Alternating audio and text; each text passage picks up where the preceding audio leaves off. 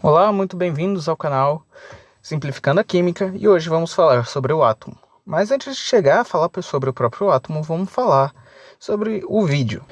No vídeo falaremos sobre a sua importância, sua estrutura e também suas formas de como ele se liga a outros átomos e a sua utilidade hoje em dia. Bem, onde ele está em toda a nossa volta, desde os equipamentos eletrônicos que usamos, como celulares, computadores, a o que vestimos e usamos como sapatos, roupas, maquiagens, até mesmo no que comemos.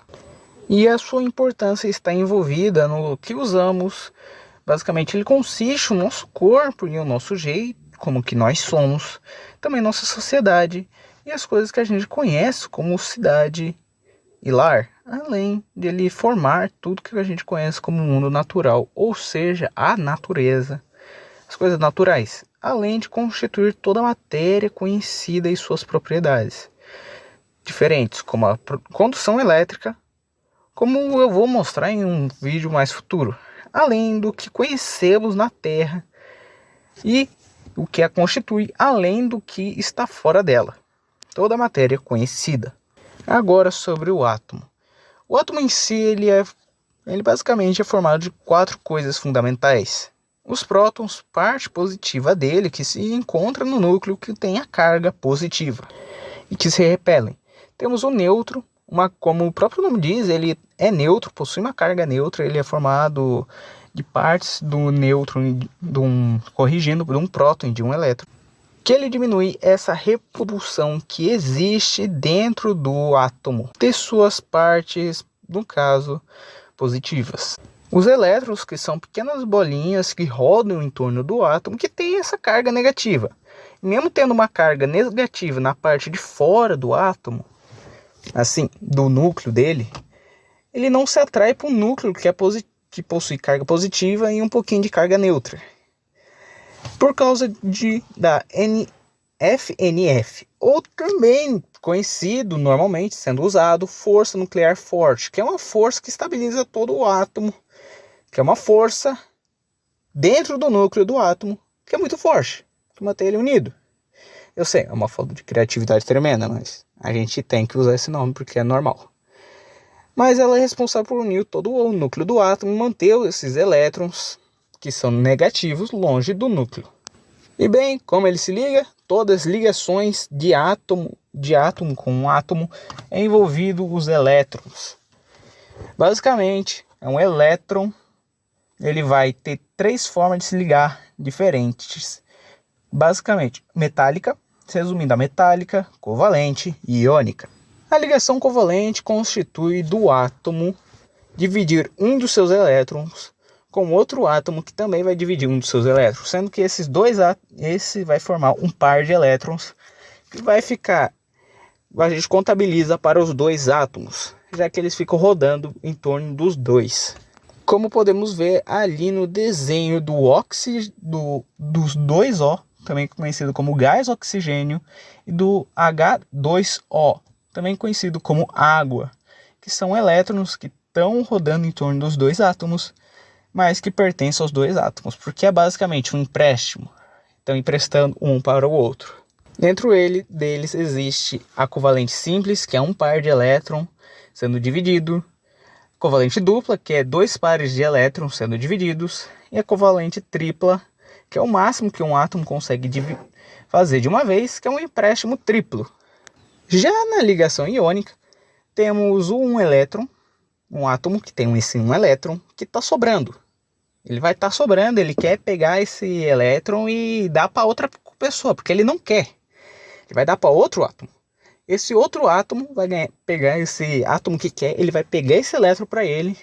E por causa dessa diferença de carga que vai produzir, eles vão se atrair e vão formar uma nova molécula, um novo negócio chamado íon. Que são 2 átomos que um deu e o outro recebeu.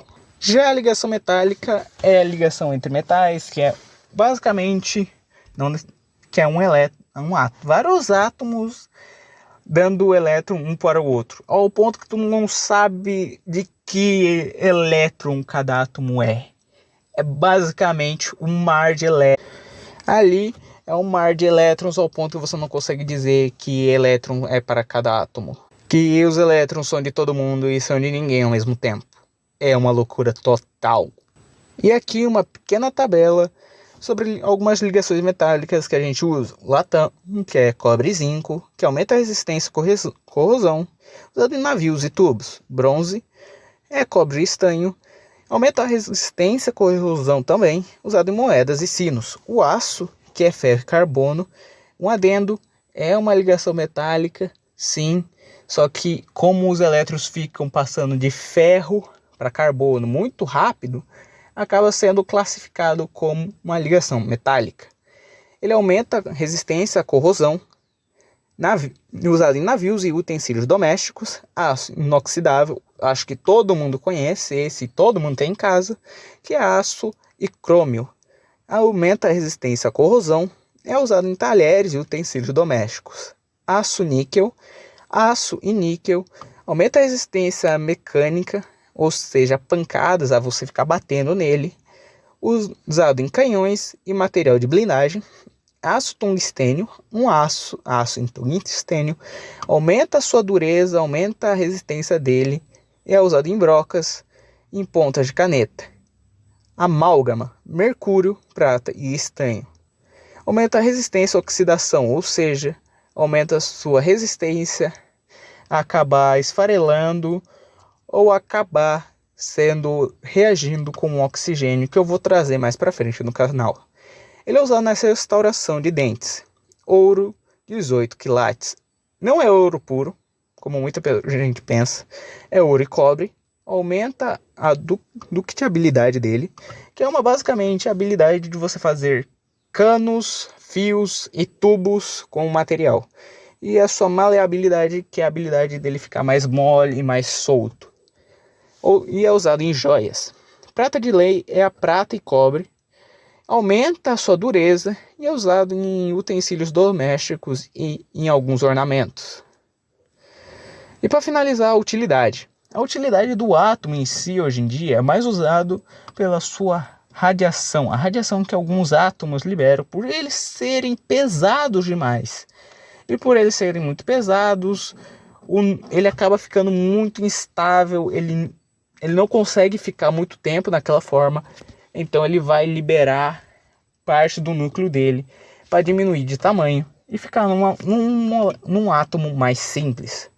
Sendo ele usado hoje em dia para energia nuclear, para tratamento de raio-x, tratamento de câncer, sim, tratamento de câncer, é usado para fazer raio-x, ou seja, você sempre que vai no raio-x, você é exposto a uma pequena quantia de radiação, relaxa que não é letal a você, porque você acaba tendo muito pouco contato com isso na sua vida. E por fim, bomba atômica, armas nucleares que acabam usando sim essa radiação para ferir outras pessoas. Isso prova que não existe ciência boa nem ciência ruim. Só existe a ciência e como a ciência é usada hoje em dia. Muito obrigado por assistir esse vídeo. Até a próxima e fui!